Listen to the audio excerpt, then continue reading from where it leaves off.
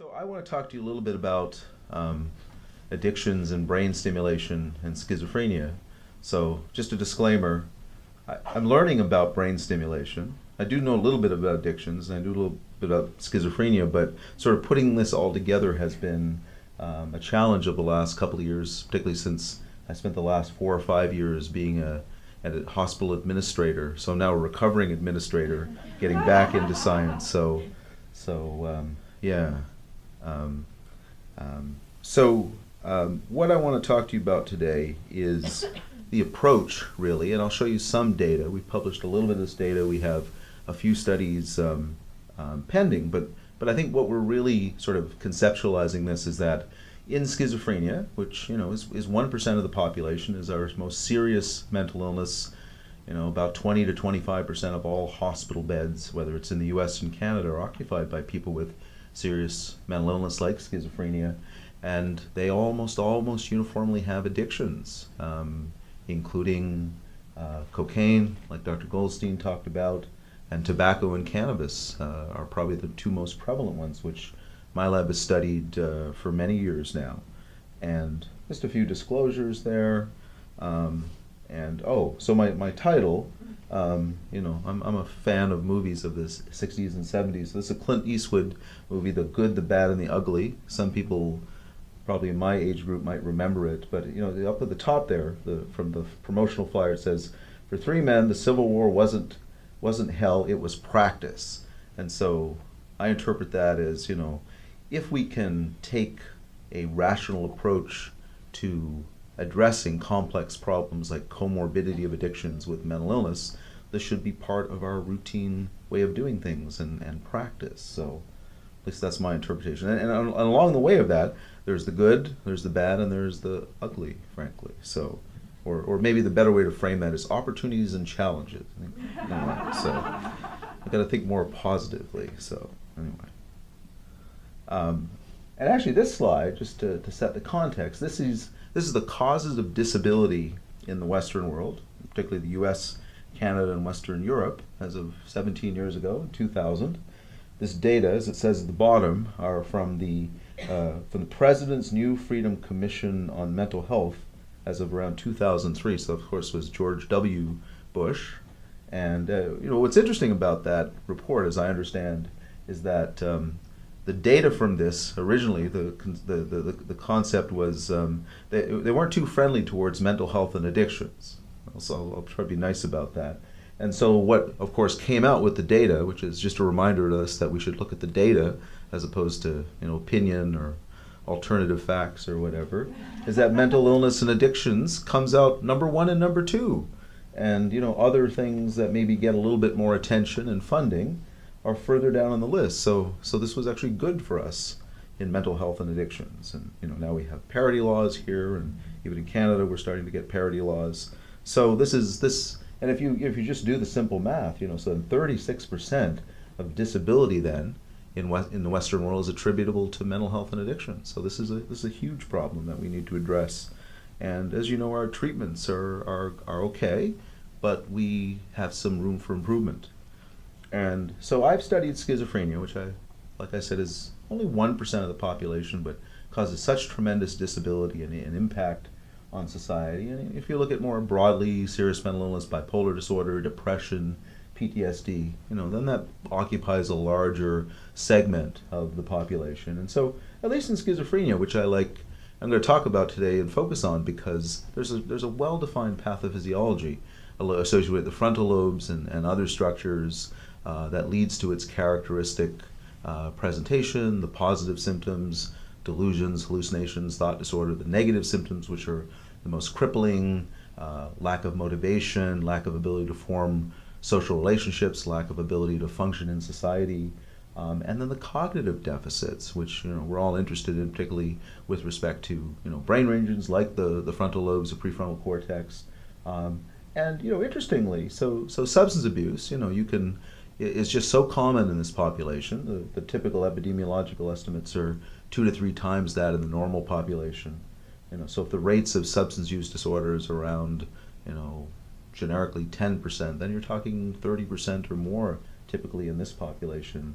Interesting, in cannabis use disorder, which according to Deborah Hazen's data, is about 3% of the population. In schizophrenia, it's been estimated to be 25 to 50%. So there's something about these patients that makes them vulnerable to addictions. And we know there are, from increasing studies, not just biological, but psychosocial, social determinants of health, we know that there are clearly biopsychosocial risk factors for this comorbidity. And like I said, tobacco and cannabis probably the most well studied. But we've not really done well in terms of developing treatments. In fact, we're lucky in tobacco. We have 3 pharmacotherapies, NRTs, bupropion, sustained release, and varenicline, Chantix. But in cannabis, we have no pharmacotherapies, and it's mostly behavioral interventions. And so one of the questions I've had, and I think the new NIH sort of way of thinking about this, about target engagement, target validation, is actually very helpful for folks like me who study dual diagnosis and comorbidity, because if we have this underlying pathophysiology that's associated with the mental disorder, and presumably the mental disorder is a risk factor, a biological risk factor for the addiction, then we actually have a way to identify a target and go after it to see if it can make a difference in treatment. So that's what I learned from reviewing my most recent grants of my committee, that stuff. So I thought I'd throw that in there. So this is actually applied to tobacco and schizophrenia, and I'm not going to go through this in any detail. This was published a few years ago.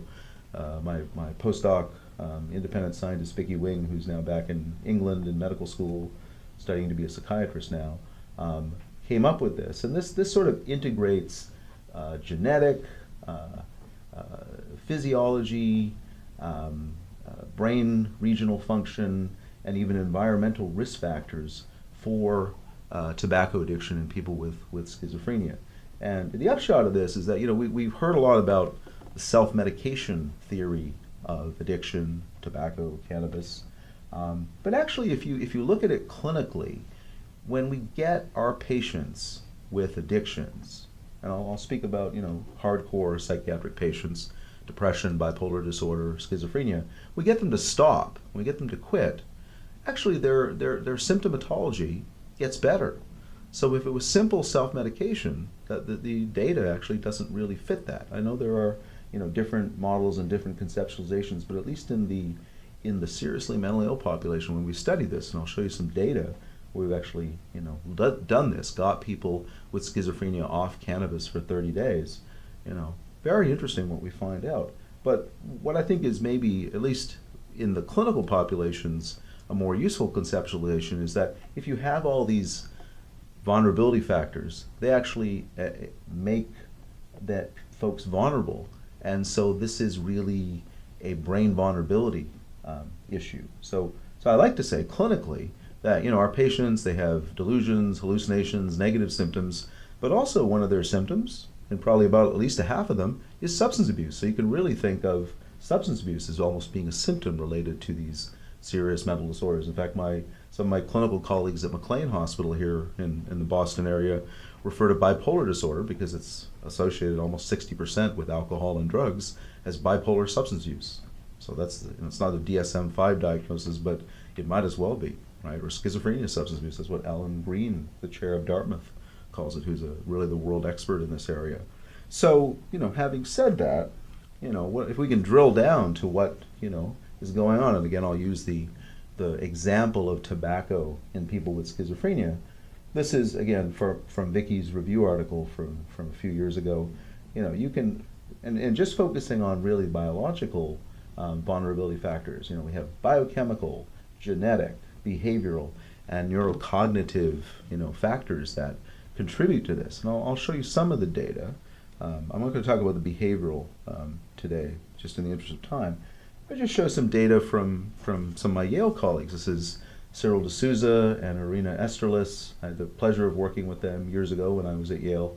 And they actually did a nice in vivo imaging study with a nicotinic receptor PET ligand that was selective to the beta-2 subunit of the nicotinic receptor, and confirming some ex vivo data that Sherry Leonard and Bob Friedman had out in Colorado with lymphocytes, they showed that there was actually reductions in the beta-2 subunit in the brains of smokers with schizophrenia, with some regional effects, but it's actually just sort of like a pan reduction across all those different regions, frontal cortex, striatum, hippocampus.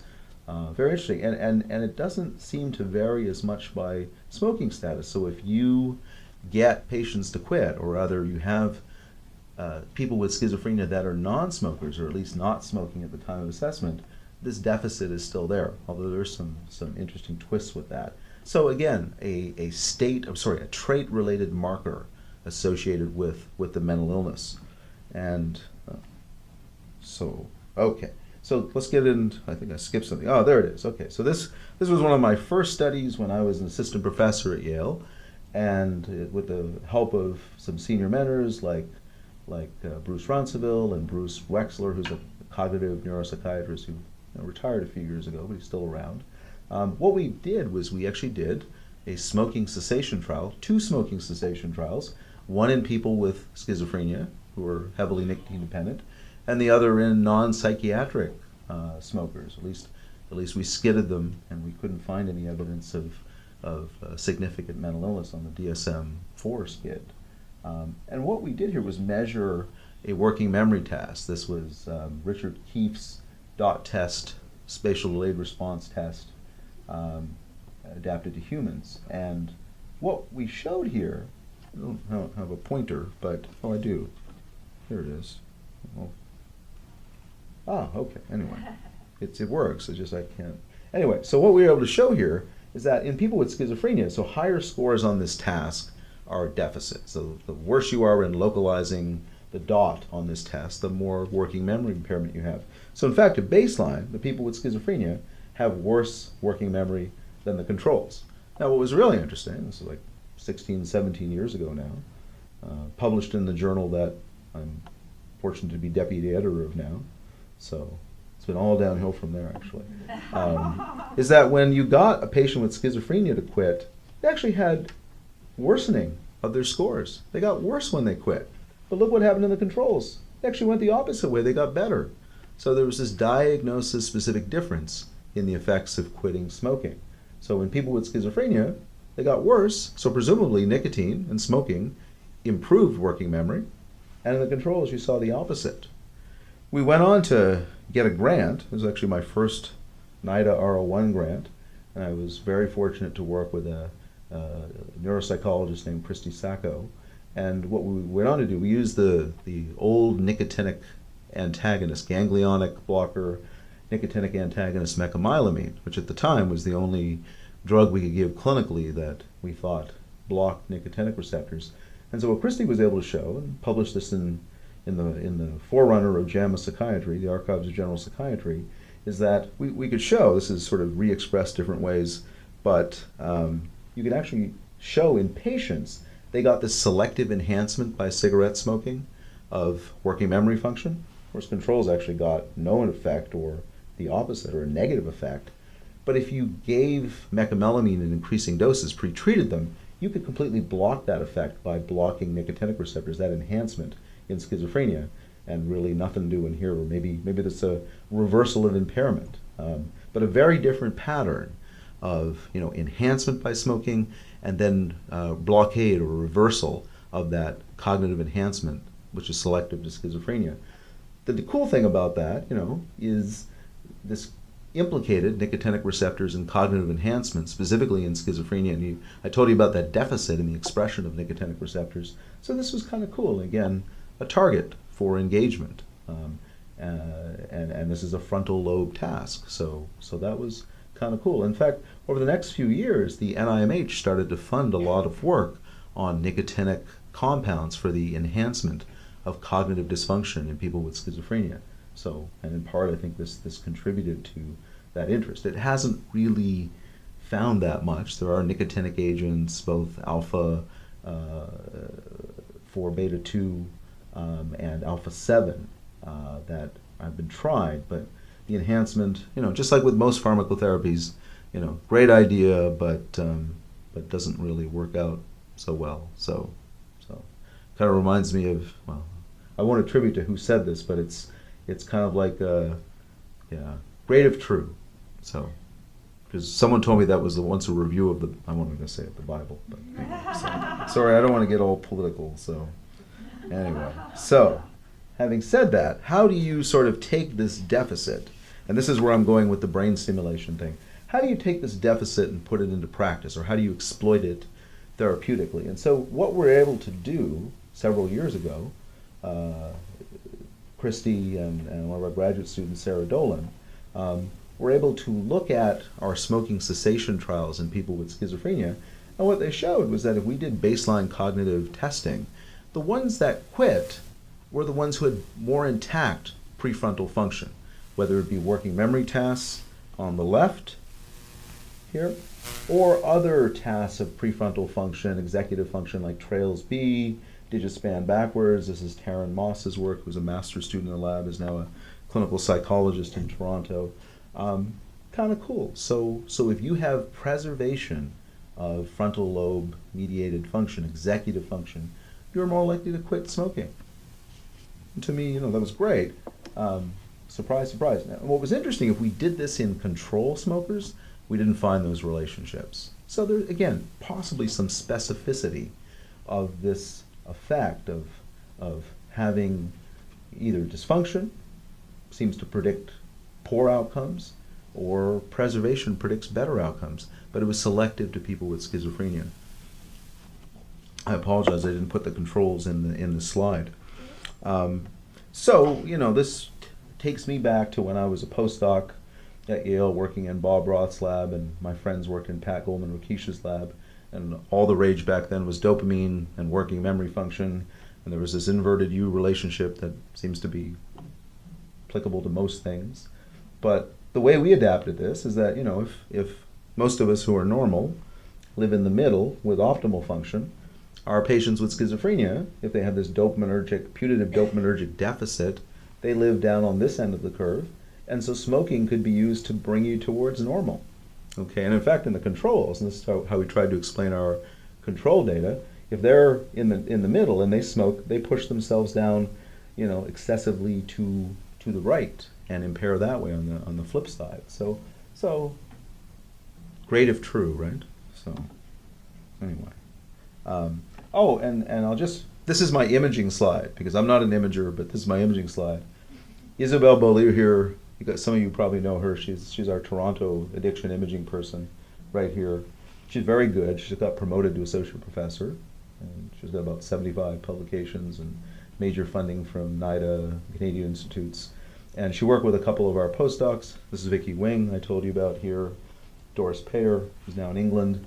And using this selective compound, FLB457, which is a way to index cortical dopamine, extrastriatal dopamine, in 10 nicotine-dependent smokers, we were able to show that when we got these people to acutely smoke and then stop and smoke again, we could show a selective increase in certain areas in the DLPFC and dorsomedial PFC and ACC of that indicated dopamine release, related to smoking-related dopamine release. So that's my imaging slide for the non-imager.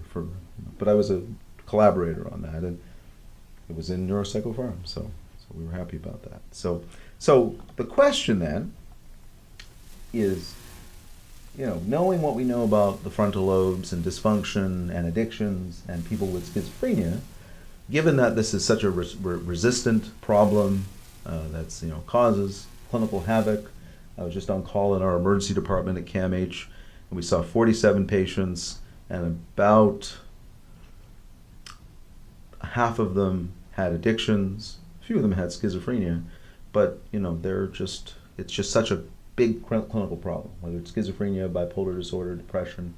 But could targeting this putative deficit, this target engagement strategy, could it actually lead to better outcomes in these patients? Target validation.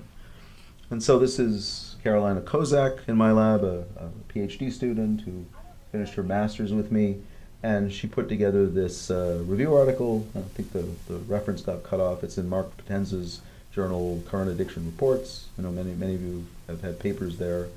And the idea here, and Rita, I think, very nicely outlined her model, which is, I think ours is maybe a less nuanced version of Rita's model.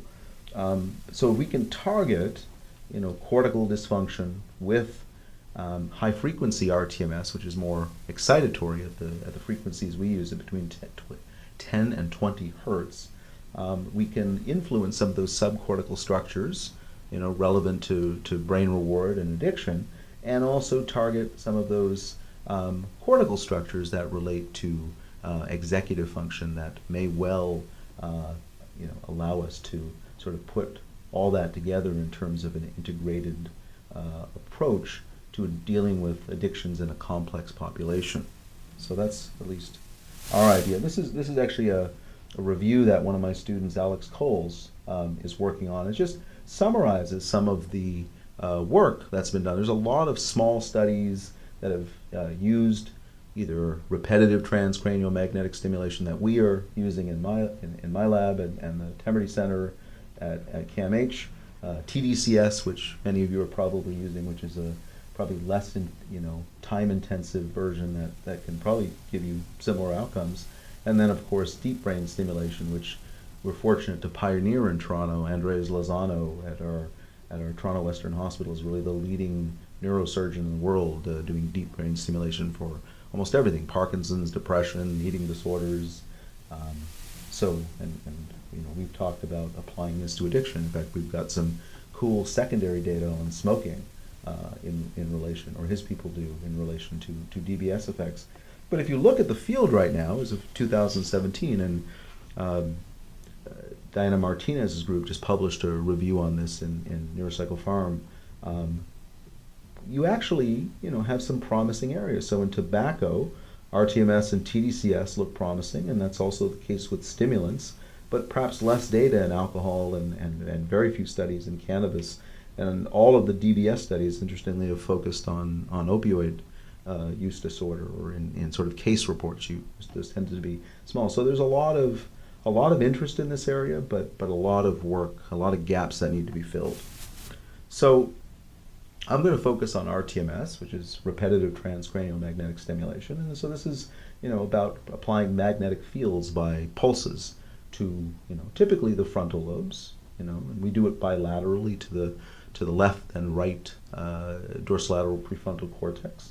It's all, marked by neuronavigation techniques that don't ask me any details on that. But there's one of my former postdocs, Caroline Voss from Sweden, who's sort of demonstrating the approach to the prefrontal cortex. And, like I've said, this has been applied in many disorders, including schizophrenia, just not towards addiction. So this is an exciting area for us. And talk about sort of target engagement, target validation. So on the left-hand side is Jeff Daskalakis and Daniel Bloomberger, who are the directors and co-director of our Temerty Center for Therapeutic Brain Intervention at CAMH, which was made possible by a $10 million philanthropic donation. So they've got nice paint too. I like those colors. It's sort of sedating and stimulating all at the same time. And then a lot of this work is made possible by Mira Barr, who's there on the right, who's an independent scientist and assistant professor in my lab, who trained with Jeff in the Temerty Center, did her master's, or actually her PhD and her postdoc, and then decided she was interested in addiction. And Mira and Jeff published two very nice studies over the last couple of years, one in biological psychiatry. I think I don't hear myself anymore, so maybe it's, there we go. Can you hear me now? Okay, yeah. So what they did was they actually looked at working memory with the NBAC task, a little different than the spatial delayed response task that we were using, but same substrates, and we're able to show that giving high frequency rTMS at the parameters 20 hertz to the DLPFC could actually improve working memory responses on the MBAC. And that was a nice priority communication in biological psychiatry several years ago, 4 years ago now. And on the other side there you see the topoplots, the EEG topoplots, and by stimulating the frontal lobes, you see with active, you see more red in the frontal areas. So I'm told that's a good thing. So that sort of, I think laid the groundwork for us. So we decided, we had some funding from the Canadian Institutes of Health Research, the CIHR, and so we decided to go for it and see what, the paradigm that improves working memory did in people with schizophrenia who smoke. And at least in this preliminary study that Vicky published, where we actually deprived smokers with schizophrenia and controls for about an hour, and in the control condition, there's an increase in craving. Surprise, surprise. If you pre-treated them with rTMS, you could completely block that increase in craving. And we use the different Tiffany questionnaire for smoking urges, one of the validated tools in the smoking field that we then validated at first in people with schizophrenia.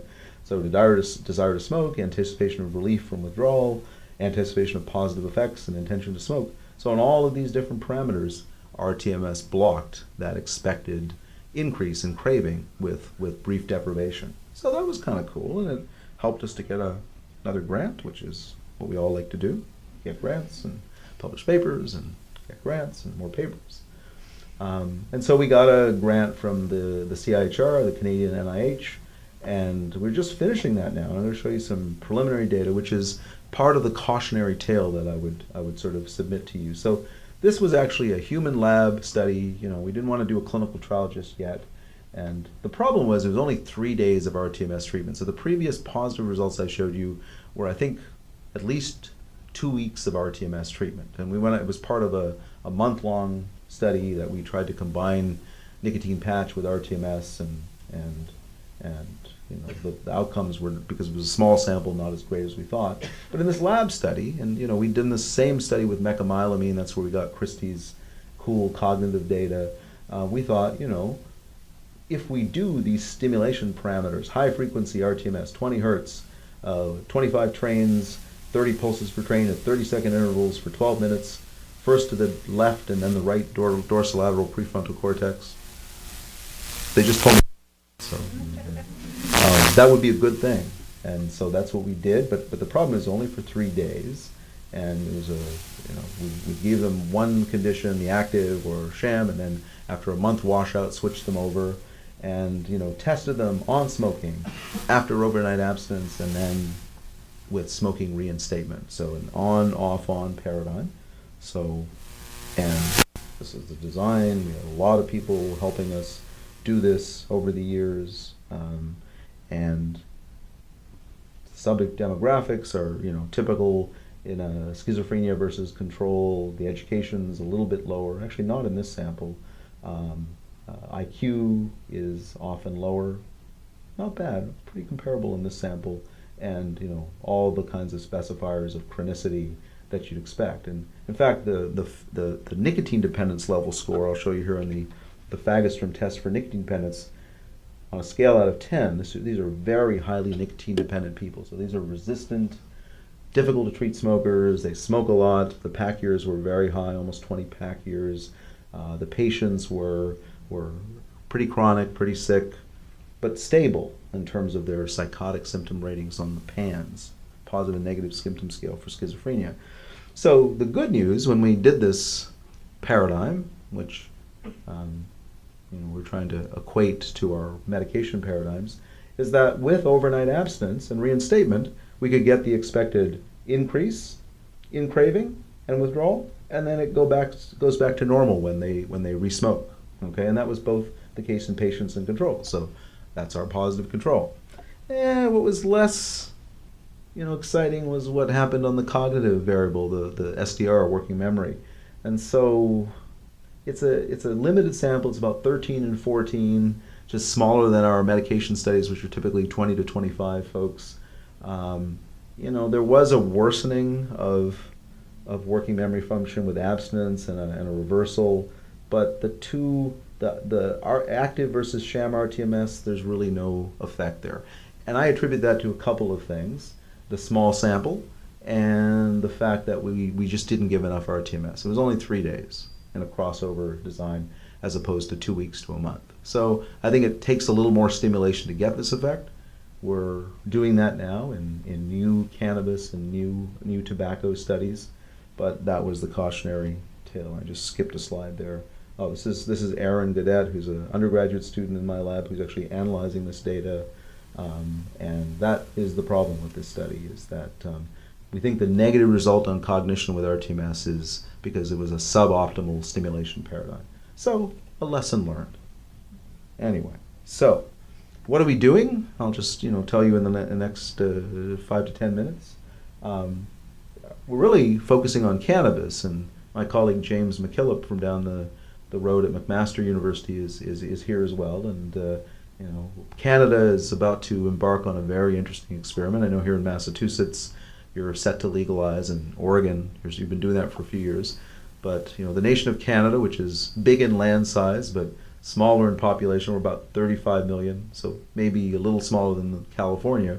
We're about to legalize cannabis for the whole nation, starting in July 2018. So it'll be an interesting experiment. Of course, we have a new government. We threw out the conservatives, aka Republicans, Stephen Harper, and we brought in very cool Justin Trudeau, who like the current U.S. president has an interesting background in entertainment, boxing. Anyway, so he's a good guy. So he's a very progressive guy, and so one of his agendas was cannabis legalization. So it's moving forward, for better or worse, and so in people with schizophrenia, this is my concern. People with mental illness around CAMH, my hospital, there are not one, not two, but 3 medical cannabis dispensaries within a 5-minute walk of the largest mental health and addiction hospital in Canada, and actually probably the 3rd largest one in North America. So we treat about 200,000 patients overall. No, 20,000. We have about 250,000 visits. And so, this is a highly prevalent problem in these patients, and there are really no effective treatments for cannabis other than behavioral treatments. And so we need to do something for these folks. And so I'll just show you a very interesting study that is a sort of a progenitor to the rTMS study that we're doing. And this was a study that asked the question, what would a month of cannabis abstinence do to cognitive and clinical outcomes in people with schizophrenia? And so what we did is we essentially told patients, we'd like you to do this. And if you do this successfully, if we can prove with a high sensitivity THC assay or carboxy-THC cannabis metabolite assay that you're abstinent, less than 15 or 20 nanograms per ml with this GCMS-MS assay, this would be good, and you will actually get a $300 bonus. And so show me the money. Anyway, so I had to stick in a little apprentice thing there just for fun. So show me the money. And the good news is that we got about half of the patients and half of the controls to quit. This isn't one of those fancy escalating payment things. My little brain couldn't handle that. If I had to reset it, wouldn't know what to do. So we just gave a $300 contingent payment at the end,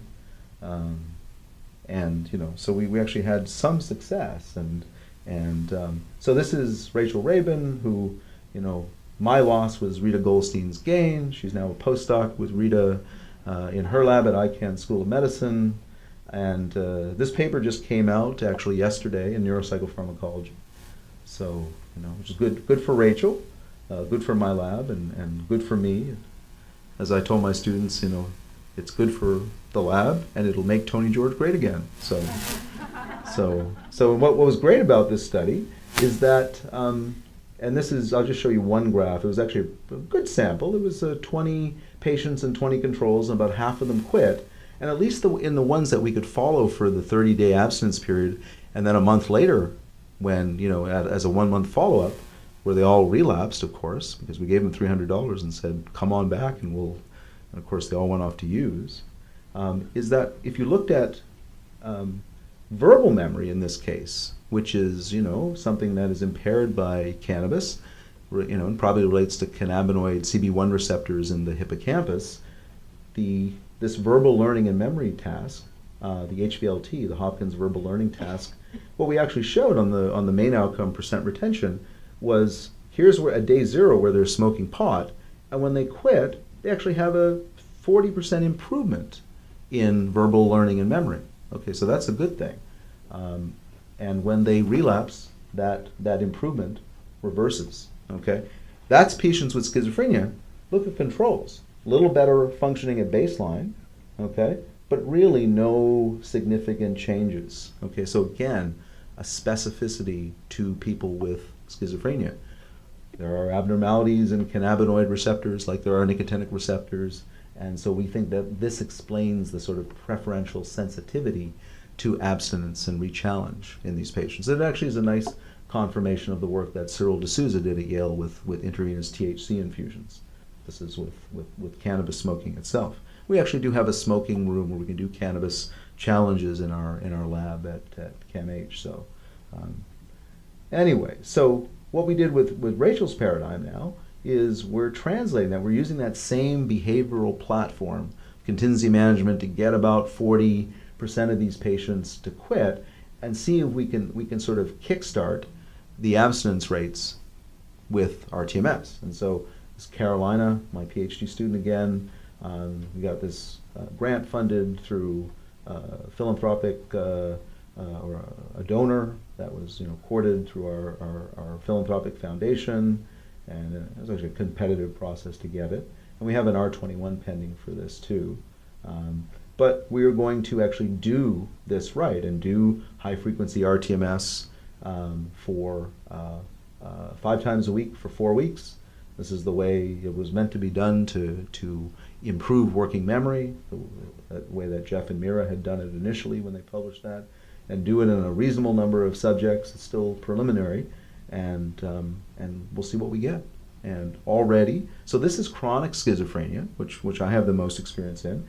But, oops, skipping ahead here. This is Mira Barr again, and she's actually doing this in people with early psychosis. So young kids between typically 18 and 35 who have early symptoms, psychosis, mood disorders, not quite meeting criteria for major depression, bipolar disorder, or schizophrenia.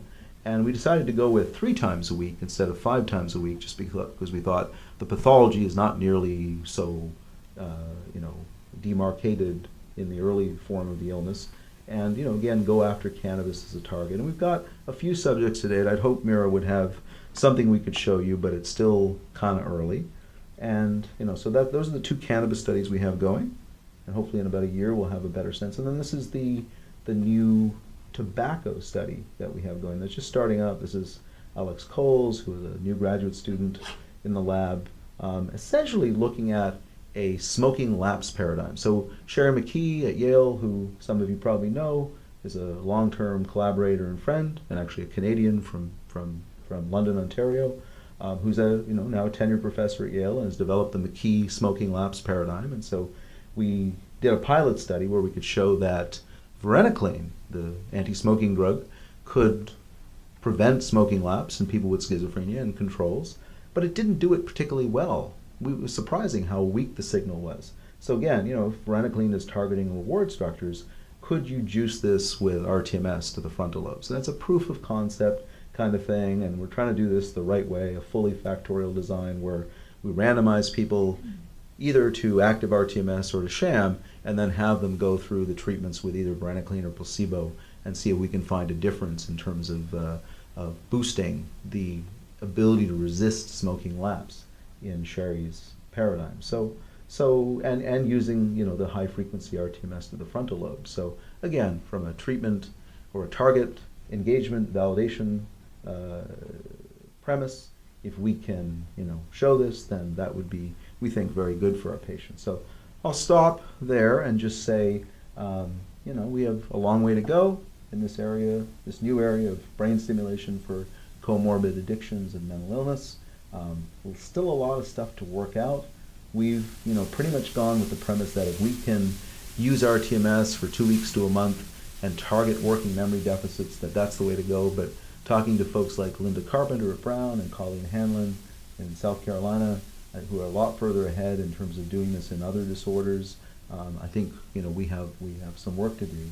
And I guess one of the questions clinically is that we are pretty much taking all comers for these studies, but do you see this as sort of a stepped care type of approach? So if you don't, that is to say, maybe what we should do is have all of our patients with cannabis and tobacco and other substances, if we have validated treatments, exhaust those first and use this for the truly resistant ones. And I think that's one of the questions. And so feasibility, scalability, of course, the idea of rTMS, which is quite a setup. It's probably $50,000 to get one of those machines. They have clinics for rTMS, for depression, but whether this could be feasible and scalable in addicted patients, particularly those with dual diagnosis, is a big question. And that's where I'm thinking that TDCS and some of the variants of that, high definition TDCS, may be a more valid and realistic approach to doing this. So I'll finish, just show you the people in the current lab and our funding, and thank you for your attention.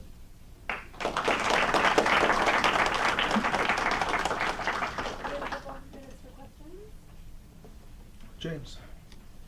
Tony, great talk. Really fascinating work.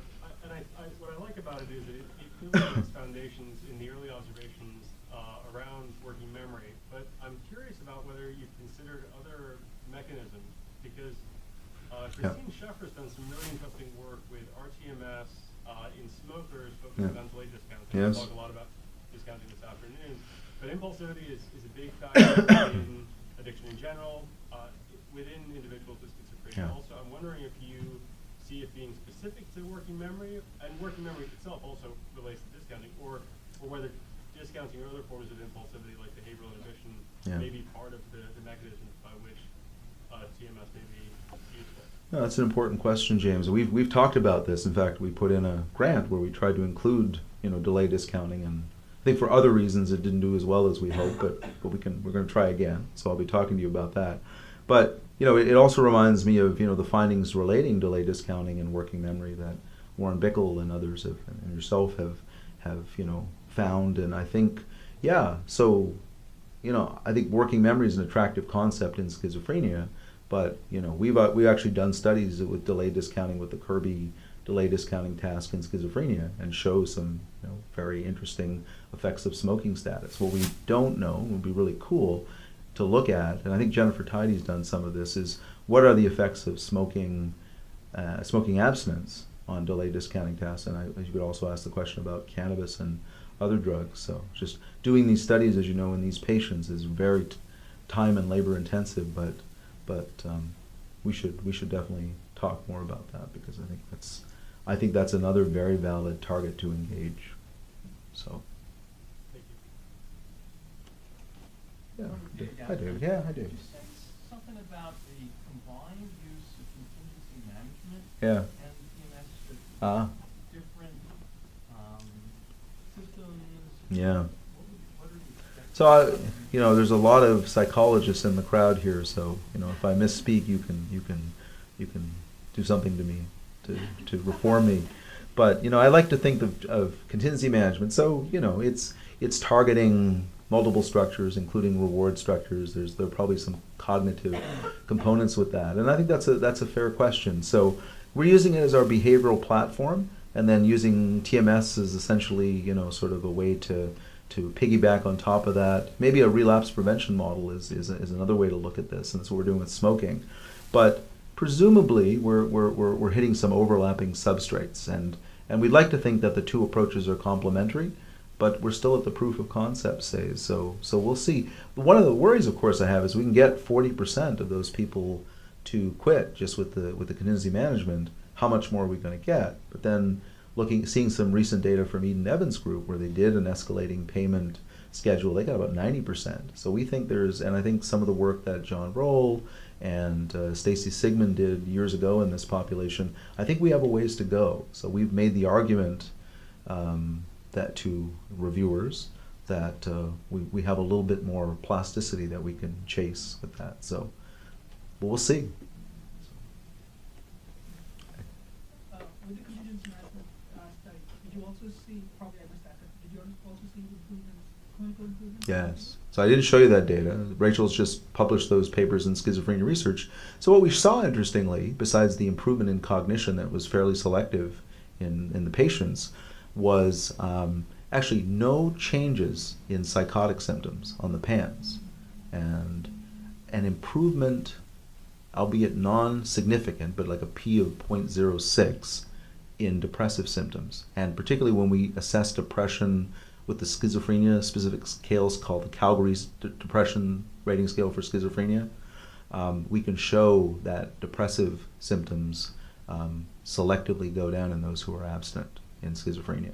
So kind of cool.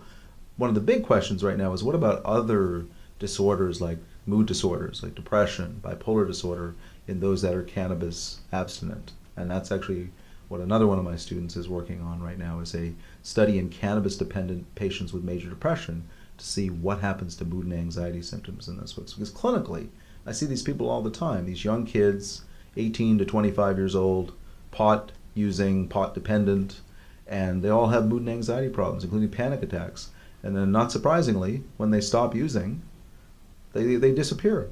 So, but getting them there, takes a lot of work and motivational interviewing. There's no medications for that, but in the ones we do get to quit, which are in a good evidence-based treatment facility like we have at CAMH, we actually have some success with doing that. So again, always a reminder to me that if they're self-medicating, maybe what they're doing is they're trying to reverse withdrawal, because otherwise they go from 5 to 6 panic attacks a week to 1 to 2 per month, and their functioning goes up. They can pretty much get off their antidepressant in a few months, and so we have a lot to learn. And Rachel is the person who probably has the most expertise. And yes, exactly. Rita was telling me she's on vacation, but anyway, yeah. So. One more question. Yeah, could you talk a little bit more about the TMS therapy itself? So how targeted it is to maybe specific regions of interest? The reason I asked is because I did a smoking study in stroke patients where the different areas of the brain was affected by the stroke as a surrogate mechanism of neurological deactivation, and found that strokes isolated the insular cortex, and those patients were had a greater likelihood of quitting and less urges and things like that. So. Yeah, that's a.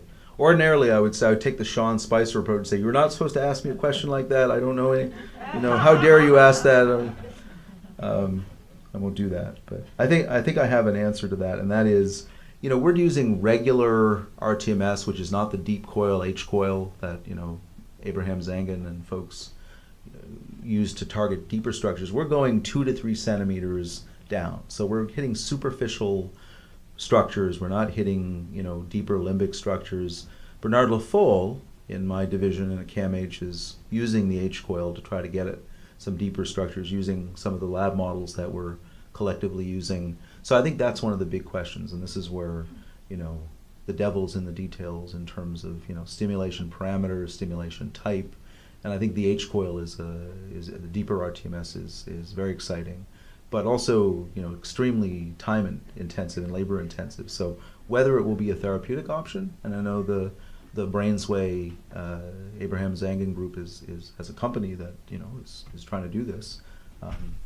We shall see. So thank you for that question.